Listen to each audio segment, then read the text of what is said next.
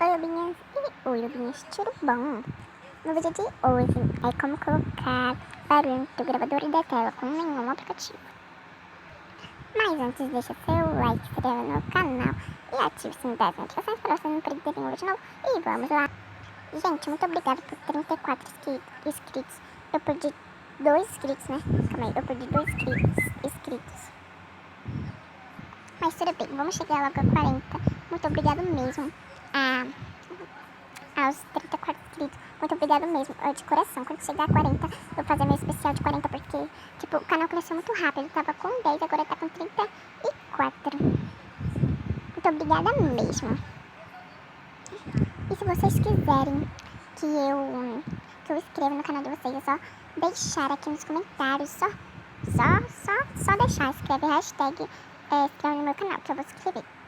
Tipo, a Ei Júlia, da Ei Fernanda, que era a Ei Lovers, arrasou, amiga, né? E amei. Nesse vídeo aqui, como dar a letra do seu celular.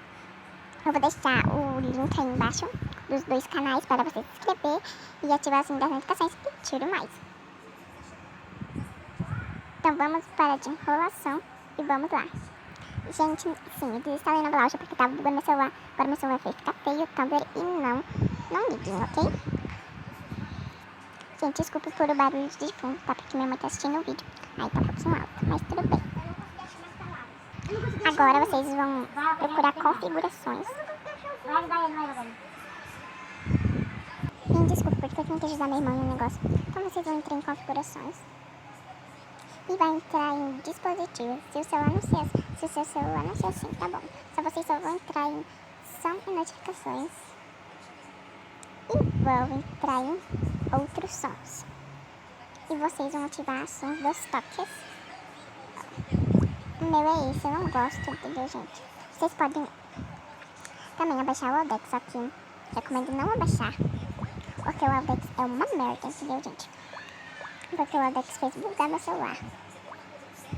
E aonde que eu apertava, uma moça, né, tirar falava, né? Então não recomendo abaixar o Audex. Desculpa quem usa Audex, ok? Mas eu só tô falando minha opinião. Eu não gosto desse. Você não vai estar igual o meu, ok? Meu barulho é esse, eu não gosto. Eu vou desativar, porque eu acho muito mais melhor, ok? Gente, eu não vou dar crédito a ninguém, porque, tipo, eu já sabia disso faz tempo. E no meu outro canal, né? Aí decidi representar nesse canal aqui.